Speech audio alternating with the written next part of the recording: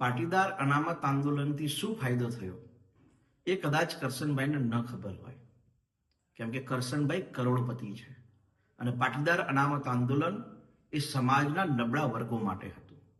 પાટીદાર અનામત આંદોલનના કારણે 10% EBCનો લાભ થયો, 1000 કરોડ સ્વાવલંબન યોજના મળી અને બિન અનામત આયોગ અને નિગમ મળ્યું. અને આ યોજનાઓના કારણે છેલ્લા 3-4 વર્ષમાં ગુજરાતના હજારો યુવાનોએ સરકારી નોકરીમાં અને શિક્ષણમાં લાભ લીધો છે. અને આ આંદોલન ખાલી પાટીદાર સમાજ માટે નહોતું.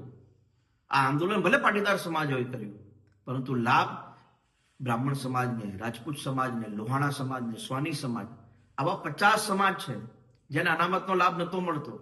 પણ આ આંદોલન થયું ને, એના કારણે વિવિધ યોજનાઓ બની, એટલે દરેક સમાજને એનો લાભ મળતો થયો. કરશનભાઈ જેવા અનેક આગેવાનો એવા છે કે જે 10, 15, 20 દાડા થાય એટલે સમાજને લેવા કડવાના ભાગોમાં વહેંચતા હોય છે. કેમ કે જો પાટીદાર સમાજ એક થઈ જાય તો આવા આગેવાનોનો મોભો જળવાય નહીં ને.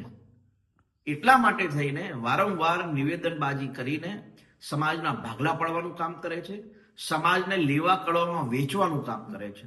અને હું અનેક યુવાનોને કહું છું કે જે યુવાનોએ આ યોજનાઓના કારણે સરકારી નોકરી મેળવી હોય, સરકારી શિક્ષણમાં એમને રાહત થઈ હોય, તો આવા યુવાનોએ આવા આગેવાનોની વિરુદ્ધમાં બોલવું જોઈએ.